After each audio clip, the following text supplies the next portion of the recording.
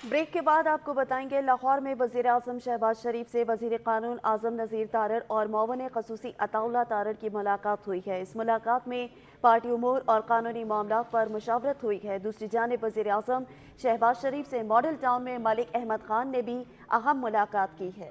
मज़ीद तफ़सीलात जानेंगे bureau chief Lahore Hanif कमर से। हनीफ, आगाह कीजिएगा इस मुलाकात से मुतल्लिक़। जी, वज़ीर आज़म मियां शहबाज शरीफ आज लाहौर में हैं और उन्होंने आज सुबह अपनी रहायशगाह मॉडल टाउन पर मुख्तलिफ शख्सियात से मुलाकातें की हैं। वफाकी वज़ीर कानून आज़म नज़ीर तारड़ साहब और मुआवन ख़ुसूसी प्राइम मिनिस्टर के अताउल्लाह तारड़, उन्होंने भी वज़ीर आज़म मियां शहबाज शरीफ से मुलाकात की है और इस मुलाकात में पार्टी के अमूर और कानूनी मामलात पर गैर रस्मी मुशावरत की गई है।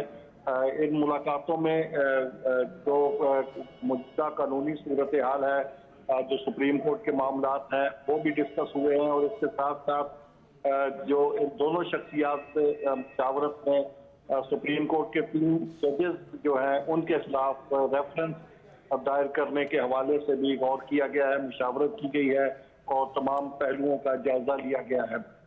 इन जजेस में जिनके खिलाफ रेफरेंस दायर करने पर गौर हो रहा है, उनमें चीफ जस्टिस उमर अता बंदियाल हैं, जस्टिस एजाजुल हसन है और जस्टिस मुनीब शामिल हैं।